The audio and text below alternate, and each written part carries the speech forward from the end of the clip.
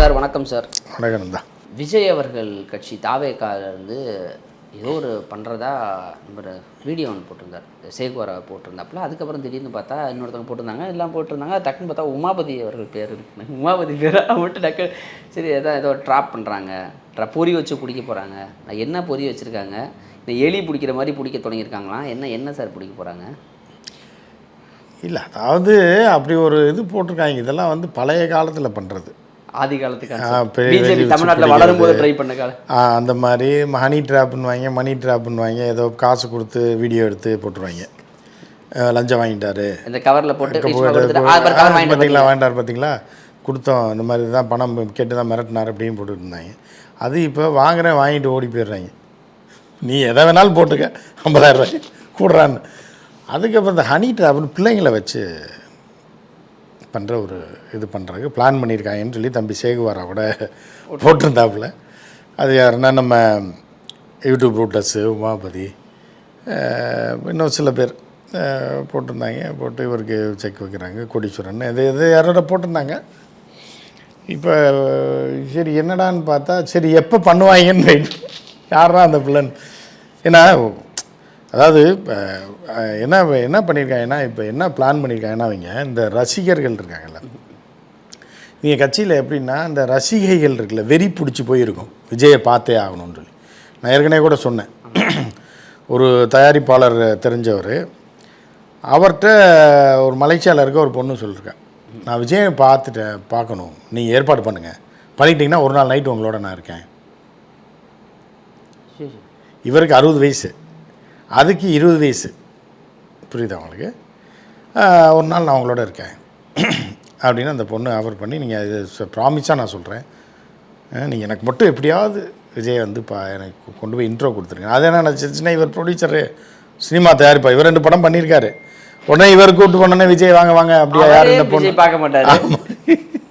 இப்போ அவர் வந்து ஷாக் ஆகி போய் சொன்னார், இந்த மாதிரி ஒரு பொண்ணு சொல்லுது, அது என் படத்தில் வந்து நடிக்கிறதுக்காக வாய்ப்பு கேட்டுட்டு இருந்தது, திடீர்னு எனக்கு நீங்கள் படத்தில் கூட நான் வாய்ப்பு தருவேன்னா, எனக்கு விஜயை சந்திச்சிட்டா போதும், விஜயை பார்க்க வச்சிட்டிங்கன்னா போதும்.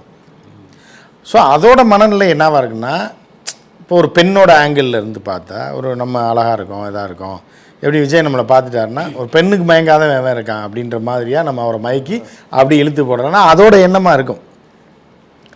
ஆனால் அதுக்கு தெரியாது, தமிழ்நாட்டில் ஆயிரக்கணக்கான இது இந்த மாதிரி சுற்றிக்கிட்டு இருக்குன்னு விஜயை பார்க்கணுன்னு சொல்லி. ஸோ இதை பயன்படுத்தி என்ன பண்ணுறாங்கன்னா, இப்போ போன வாரம் கூட விஜய் கட்சியில் ஒரு 10-20 நாளைக்கு முன்னாடி ஒரு விஷயம் வந்துச்சுல, ஒரு மாவட்ட செயலாளரே உன்னை விஜயை கூட்டு போய் காட்டுறேன்னு அவள் வீட்டுக்குள்ளேயே போய் அவள் வீட்டுக்கு கதவே சாத்திட்டு அவளே ஆட்டையை முடிச்சிட்டான். இதை அவங்க வீட்டில் இருக்கவங்க கதவை தட்டுறாங்க, திறக்கலை, இதெல்லாம் பார்த்துருப்பீங்க. அப்புறம் அந்த பிள்ளையும் வந்து ஒரு இது போடுது, எது ரீல்ஸ் போடுது. என்ன போடுதுன்னா, நான் செஞ்சது தப்புனோ இது பண்ணோம், அது செஞ்சது அந்த கில்ட்டிலாம் அதெல்லாம் கிடையாது. அதுக்கு வந்து இது என்ன வந்து கற்புன்றது அந்த காலத்தில் தான் கற்பு தாலி சென்டிமெண்ட்லாம், இப்போ அதெல்லாம் கிடையாது. இப்போ என்ன எதாக போயிட போகுது, என்ன ஆகிட போகிறோம், நம்ம இவரோட இருந்திருக்கோம், என்ன ஆக போகுது அப்படின்ற ஒரு மனநிலைக்கு பலரும் வந்துட்டாங்க. இன்றைக்கி ஜென்சி கிட்ஸு 2K கிட்ஸில் வந்து நிறையா கிட்டத்தட்ட பல பெர்சன்டேஜ் 25க்கு மேலே இருக்கும், அது நார்மலைஸ் பண்ணிட்டாங்க. ஆமாம், இது என்ன ஒரு பெரிய இதா, என்ன ஆகிட போகுது இப்போ அப்படின்ற மனநிலைக்கு வந்துட்டாங்க. அதோட உதாரணம் தான் இப்போ விஜய் கட்சியில் தான் அதெல்லாம் நடக்குது. இப்போ இந்த மாவட்ட செயலாளர் கூப்பிட்டு ஏதோ பண்ணி விட்டு போயிட்டான், அவன் பதவி போயிடுச்சு, திருப்பி கொடுத்துருவாங்க. சரி, அடைய முடிச்சதான் ரைட்டாக அப்படின்னு அவன் போயிட்டான். இதுதான் எங்கிட்ட இருக்குது. இப்போ அடுத்த கட்டமாக என்ன பண்ணியிருக்காங்க அப்படின்னா, இந்த மாதிரி வெறி பிடிச்ச அலையுதில்ல பிள்ளைங்க, இதை கொஞ்சம் நல்லா இருக்க ரெடி பண்ணி இந்த நம்பர் நாங்கள் தருவோம், சினிமா வில்ல மாதிரி, நீ ஃபோன் பண்ணி பழைய அசோகன்லாம் நம்ம எம்ஜிஆர் படத்தில் சார், நீ ஃபோன் பண்ணி வர சொல்லு, அவன் அவனை தேடி இங்கே வருவான், வரும்போது அவனை முடிச்சிடுவோம் அப்படின்ற மாதிரி. என்ன பண்ணுங்க, இந்த பிள்ளை விஜய் தானே பார்க்கணும், நான் சொல்கிற டாஸ்க்கை நீ ரெடி பண்ணிட்டேன்னா, இதுக்கு பேர் வச்சுருவாங்க டாஸ்க், இது ஒரு டாஸ்க்கு தான் அப்படின்னு. இப்போ முந்தா நாள் கூட ஒரு இது வெளியாச்சு, எது ஒரு பயங்கர வைரலான ஒரு வைரல் ஒன்று ஒரு வீடியோ. ஏன்னா ஒரு பொண்ணு வந்துட்டுருப்பான் கையில் பாத்திரத்தை, கிராமத்துலேருந்து வந்துட்டு இருந்தவொடனே, நீ தானே சாந்தா அப்படின்னு கேட்பான். ஆமாம் அப்படின்னு அங்கேயே போட்டு கற்பழிச்சிடுவான். கற்பழிச்சுன்னா ஐயோன்னு கதறுவான், எந்திரிச்சு கதறி, என்ன இப்படி பண்ணிட்டா அப்படி பண்ணிட்டேன்னு. ஒன்றும் பதறாதீங்க, இது ஜஸ்ட்டு ப்ராங்க் தான். ஓ, அப்போ உண்மையிலே இதுக்காக நீங்கள் பண்ணலையா, ப்ராங்குக்காக தான் பண்ணீங்களா அப்படின்னு அவன் கேட்பான். கேட்ட உடனே ஆமாம் உங்கள் பர்த்டேன்னு சொல்லி உங்கள் வீட்டுக்காரர் தான் பண்ண சொன்னார். ஓ நவ் த டேஸ் பிராங்க் எப்படி போகுதுன்ட்டு இது உண்மையிலேயே கற்பழிச்சிருவான். புரியுது. கற்பழிச்சிட்டு அவட்ட சொல்லுவான், இது சும்மா ப்ராங்க் தான், பாருங்க கேமரா இருக்குது அப்படின்வான். ஓ ப்ராங்கா, அப்போ உண்மையிலேயே நீங்கள் பண்ணல? சரி சரி அப்போ பரவாயில்ல. இதை பண்ண சொன்னது யார் தெரியுமா? உங்கள் ஹஸ்பண்டு தான். உங்கள் பர்த்டேக்கு சர்ப்ரைஸாக எதாவது பண்ணணுன்றக்கா அவர் இப்படி பண்ணியிருக்கான்னு. ஓ அப்படியா அப்படின்னு சொல்லி இது பண்ணி அப்புறம் உடனே அவன் கேட்பான், மேடம் இந்த வீடியோ நாங்கள் இதில் அப்லோட் பண்ணிக்கலாமா? தாராளமாக பண்ணிக்கங்க. இப்படி தான் போய்கிட்டு இருக்கு உலகம். இதுதான் யதார்த்த உலகம். இப்போ இந்த மாதிரி ஆட்களை ஃபோன் பண்ணி இந்த ப்ராங்க் ஷோ மாதிரி இது மாதிரி இந்த இவருக்கு ஃபோன் பண்ணு, இவருக்கு யாருக்கு யூடியூப் ரூட்டஸ்க்கு ஃபோன் பண்ணி ஒரு இளம்பெண் உமாபதிக்கு ஃபோன் பண்ணி எப்படியா கவர் பண்ணி இது பண்ணி அந்த காலை ரெக்கார்ட் பண்ணி நீங்கள் தனியாக இடத்துக்கு வர சொல்லி அதை வீடியோவாக்கி அதை போட்டு எக்ஸ்போஸ் பண்ணி ஆட்டத்தை முடிக்கணும், இல்லைன்னா கைக்குள்ளே எடுக்கணும். அப்படி பண்ணிட்டேன் அப்படின்னா கரெக்டாக நீ இதை பண்ணி முடிச்சிட்டேன்னா விஜய் நீ பார்க்கலாம், நாங்கள் கூப்பிட்டு போகிறோம் அப்படின்னு ஒரு செட்டப் பண்ணியிருக்கிறதா தகவல். நமக்கு தான் அங்கேருந்து வந்துடும்ல தகவல். ஏதாவது யார் அங்கே இருக்கவனே தான் சொன்னாங்க, அவங்களே சொல்கிறேன். அவங்களே சொல்லி ஆனால் அவங்களுக்கு ஒரு ஃபிகர் ரெடி பண்ணியிருக்கோன்னா ஃபோன் பண்ணோம், நீங்கள் ஏமாந்த மாதிரி அட்லீஸ்ட் ஏமாறுங்கண்ணா. ஆமாம் ஏமாறுங்கண்ணா, ஜஸ்ட்டு ஃப்ராங்க் தானே, அவன் ஃப்ராங்க் கால் நான் மட்டும் சொல்லிடுவான். ஸோ இந்த மாதிரி பண்ணும்போது யூடியூப் ரூட்டர்ஸ்லாம் மைனர்லாம் ஆவலாக எதிர்பார்த்துட்டு இருக்காப்புல, யாரா அது. அதில் நீங்கள் வந்து பார்த்தீங்கன்னா 20 வருஷத்துக்கு முன்னாடி ஒரு படம் வந்துச்சு, சத்யராஜும் மலேசியா வாசுதேவன் நடிச்சுப்பாங்க, 2 வில்லன் நடிச்சுவாங்க. ஊரில் ரொம்ப அட்டகாசம் பண்ணுவாங்க 2 பேரும். பாண்டியன் அந்த படத்தில் தான் வந்து ரம்யா கிருஷ்ணனே அறிமுகம். அந்த முதல் வசந்தம் படத்தில் என்ன பண்ணுவாங்கன்னா, இவர் வேட்டைக்கார கவுண்டரு, இவர் ஒரு கவுண்டராக இருப்பார். 2 பேர் இருப்பாங்க, 2 பேரும் சண்டை போட்டுகிட்டே இருப்பாங்க. 2 பேரும் இல்லைங்க தான் ஊருக்குள்ளே, 2 பேருக்கும் அந்த ஈகோ மோதல் வந்துக்கிட்டே இருக்கும். அப்போ என்ன பண்ணிடுவாங்க, சத்யராஜை மிரட்டுறதுக்கு ஒரு பேய் இருக்குன்ற மாதிரி பங்களாவில் பேய் இருக்குன்ற மாதிரி ஒரு லேடியை ரெடி பண்ணி வெள்ளை சேலையெல்லாம் கட்டி விட்டு நைட் டைமில் அந்த பேய் அப்போ வர மாதிரி, அப்போ தான் இந்த இப்போ வேட்டைக்கார கவுண்டர் இந்த பக்கம் வரமாட்டான் அப்படின்னு சொன்னோடனே பேய் மாதிரிலாம் ஒருத்திய ஒயிட் அண்ட் ஒயிட் சாரீ கட்டி செட்டப் பண்ணி அனுப்புவாங்க. பாப்பார் சத்யராஜ், ஆஹா பேய் இவ்வளோ அழகாக இருக்குன்னு பேயவே ஆட்டையை முடிச்சு அது காலையில் எழுந்திரிச்சு கதறி அழுதுகிட்டு இருக்கு, என்னடா பேயவே இப்படி பண்ணிட்டீங்கன்ற மாதிரி. அப்புறம் பார்த்தா அந்த தோட்டத்தை வீட்லேயே வச்சுருப்பார் அப்படியே. ஆமாம், அதை பேயே செட்டப் பண்ணி வீட்லேயே வச்சுருவார். வீட்லேயே வச்சு ஆட்டையை முடித்து அதை கற்பமாக்கி ரொம்ப ஊரே பதறிடுவாங்க. பேய்னா பேயை முடிச்சிட்டாரா, அப்போ அது பேய் இல்லையா அப்படின்ற மாதிரி. பேய்க்கு பேட்டரி போட்டு இந்த மாதிரி இது ரெடி பண்ணுறாங்க. அப்படி தான் நம்ம இதை பார்க்க வேண்டியது இருக்குது. எதை இந்த ஹனி ட்ராப்புங்கிறது இப்படி தான் எப்போன்னு எதிர்பார்க்க வேண்டியதாக இருக்குது. நம்ம யார் பர்வா கால் பண்ணுறாங்க, என்ன பண்ணுறாங்கன்றது, எந்த ஆங்கிளில் வரப்போகிறாங்க, யார் வரப்போகிறாங்க, அவங்க எப்படி இருப்பாங்க, இல்லை அதெல்லாம் தெரிஞ்சுக்கணும்லங்க. அவங்களே அப்படி ஒரு இது ட்ரை பண்ணும்போது நமக்காக நம்ம ஏற்பாடுகளை பண்ணும்போது நம்ம அதை ஒரு இதாக பார்க்க வேணாமா. பாஜக தானே சார் இந்த மாதிரி ஃபேமஸ் எடுத்து வச்சு. இல்லை பாஜக ஃபேமஸ் பண்ணி அதை உடச்சி விட்டுருச்சு அந்த கான்செப்டை. அது கட்சியில் இருக்கவனுக்கு இப்போ நமக்கு என்னங்க பிரச்சனை இருக்குது? இப்போ ஒரு ஹனி ட்ராப்பே நடத்துகிறாங்க, ஒரு பொண்ணே ஃபோன் பண்ணுது, சரி வச்சுங்களேன், ஒரு இதுக்கு வச்சுங்க, ஒரு எக்ஸாம்பிளுக்கே வச்சு, ஒரு அழகான பொண்ணு ஃபோன் பண்ணுது இந்த மாதிரி, நீங்கள் வாங்கன்னு கூப்பிடு, சரி என்ன ஆயிரும்? புரியுதா உங்களுக்கு? அப்போ வந்து இதெல்லாம் வந்து இது எந்த கேவலமான வேலை உங்களுக்கு தேவையா அப்படின்றது தான். இப்போ இது வந்து இம்பேக்ட் ஏற்படுத்தாது, நல்லது தான் செய்கிறாங்கன்னு நம்ம நினச்சிக்க வேண்டியது. அப்படி தான் இருக்குது. அந்த மாதிரி தான் போயிட்டுருக்கு. இந்த பிள்ளைங்க தான் பாவம், விஜய் பார்க்குறேன்ற பேரில் வாழ்க்கையில் எதெல்லாம் சந்திக்க வேண்டியது இருக்கு பாருங்க. உமாபதி பேர் இருக்கும், என்ன சார் பேர் இருக்கவனே உண்மையிலே எடுத்துட்டான்னு நினைக்கிறேன். ட்ரை பண்ணுறாங்கன்னு சொல்லுங்கள். வருது. இப்போ நீ தெரிஞ்சு அன்னவுன் கால் எடுக்காமல் இருப்பீங்கன்னு நினைக்கிறேன், அதனால தெரில. ஏதாவது காலையில் வந்து நான் ஃபோனே எடுக்க மாட்டேன். சோசியல் மீடியாவில் உங்கள் ஐடி எங்கே இருக்கு தேடிட்டு இருப்பாங்க. அப்போ நீங்கள் ஃபோன் எடுக்காதனால தப்பிச்சிங்க. இப்போ ஏதாவது பர்சனல் நம்பர் இருந்தால் பிடிச்சி வந்துடுவாங்க, ரூட்டு பிடிச்சி வருவாங்கன்னு நினைக்கிறேன் சார். வேலை வர நான் எதிர்பார்த்து தான் இருக்கேன். வாடா அப்படிங்கிற மாதிரி. நம்ம அந்த அளவுக்கு ஸ்ட்ராங்காக கடுமையாலாம் சொல்ல போகிறேன். வாங்க தன்மையாக பேசுகிறீங்களா சார்? அப்படி தான் பண்ண முடியும். மொத்தம் சரி இப்போ இது இந்த சைடு இந்த ஹனி ட்ராப் விஷயம் இந்த மாதிரி தாவேக்கால் இருந்து பண்ணுறாங்க அது பண்ண முயற்சித்தாங்கன்னு சில ஆதாரங்கள்லாம் வேறு போட்டிருந்தாங்க. அதை பார்த்தோன்னே டக்குன்னு உங்கள் பேர் இருக்குமே எனக்கு தோணுச்சு சார். ரெண்டாவது விஜய் அவர்கள் இப்போ திங்கக்கிழமை மறுபடியும் சிபிஐ ஜெயிலுக்கு போகிறாரா சார்? ஜெயிலுக்கு எது சொன்னீங்க? திங்கக்கிழமை சிபிஐக்கு தான் சார் போகிறார். சிபிஐ விசாரணைக்கு போகிறாரா? ஏன் சார் அது ஜெயில் மாதிரி தானே, அது ஒரு நாள் ஃபுல்லாக அடைச்சி வச்சா அது ஜெயில் தானே.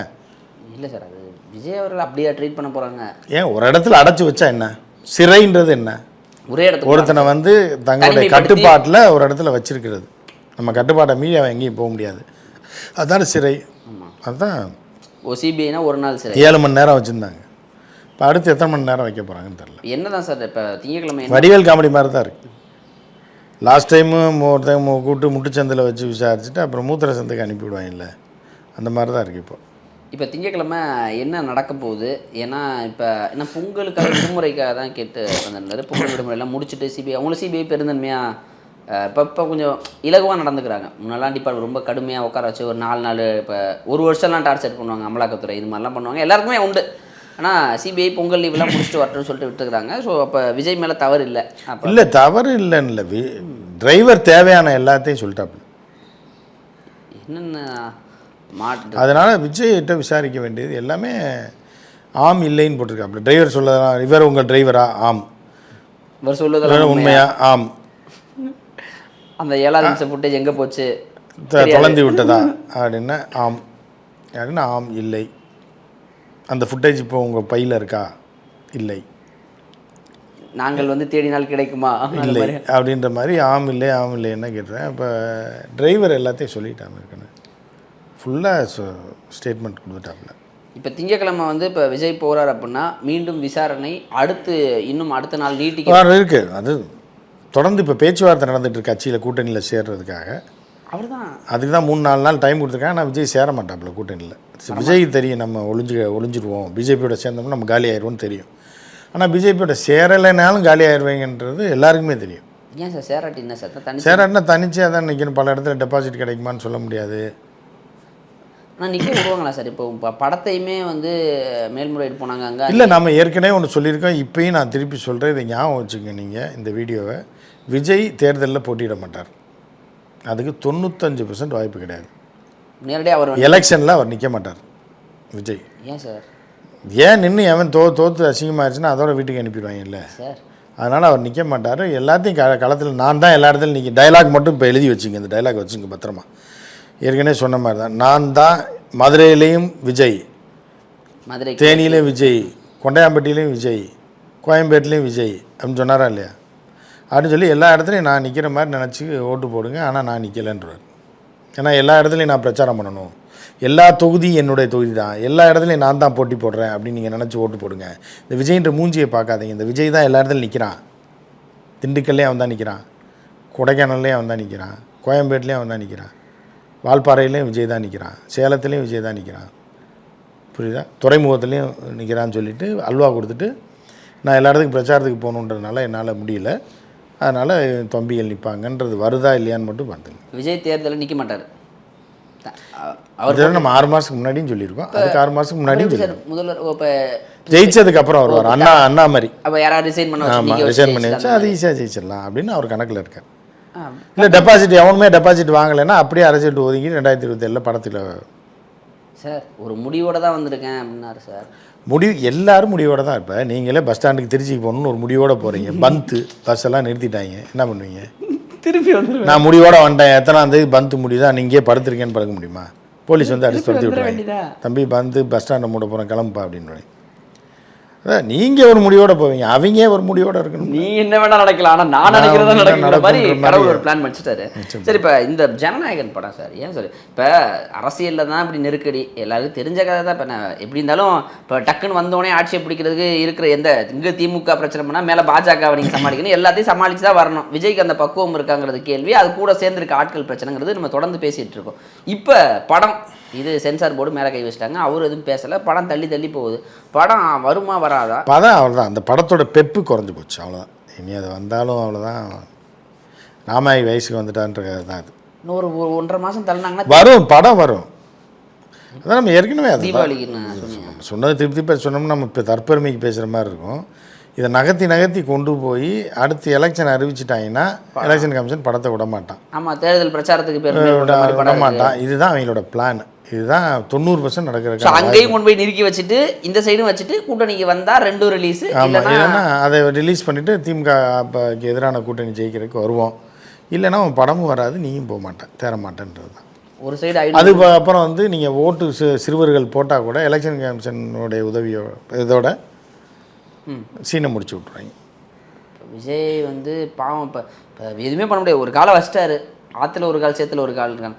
என்ன ஏன் சார் இப்போ பாவம் ஒரு மாற்றத்தை ஏற்படுத்தணும்னு வராரு, அவரை போய் இப்படி நாலாபுரமும் அடித்தா என்ன தான் சார் பண்ணுவார்? எல்லாம் அந்த மாற்றத்தை ஏற்படுத்த வேணான்னு தான் பார்க்குறாங்க எல்லாருமே. ஏற்படுத்தினா எல்லாம் மெண்டலாக போயிடுவாங்க, இந்த நாடு நாசமாக போயிடும் என்றது பிஜேபிக்காரனுக்கும் தெரியுது, டிஎம்கேக்காரனுக்கும் தெரியுது. இப்போ விஜய் ட்ரம்ப் கார்டாக யூஸ் பண்ணி ஆட்சியை பிடிச்சிடலான்னு கடைசியில் லூஸ் ஆக்கி விட்ருவாங்க விஜய்.